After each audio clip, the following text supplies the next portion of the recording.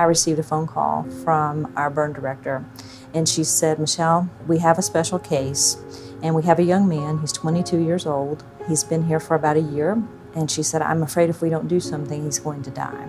And she said, "He's not going to die from his injuries. He's going to die because he's given up." And she said, "We're willing to try anything." And I've talked to the physician. They're willing to let the dogs come up. Would you bring them? He was down mentally and physically. He was just in pain.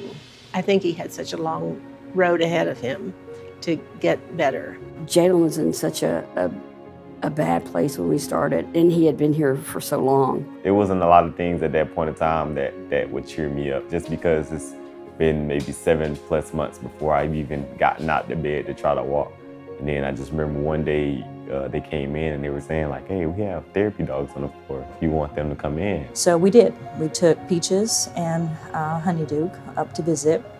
The dogs came in and you could just see his demeanor change. He smiled, and the dogs went over to him to say hello. And I think that gave him a glimmer of hope to not want to give up on his life.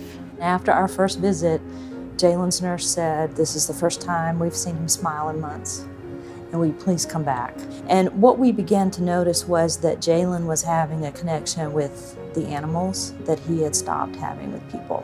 It went from me not participating that much in physical therapy and wound care to, encouraging them to come in and knock it out earlier so that nothing would interfere that when the dogs come in.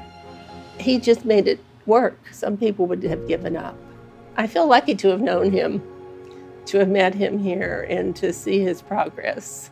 Jalen and patients like him are why I do what I do. It's a two-way thing, so, to have a good, pet, you have to have a good pet partner. I believe that they played a tremendous part in my life because they gave me something to believe in, and they gave me a different inspiration that I never thought that I would find. I think they have a very important job, and I thank them for what they've done.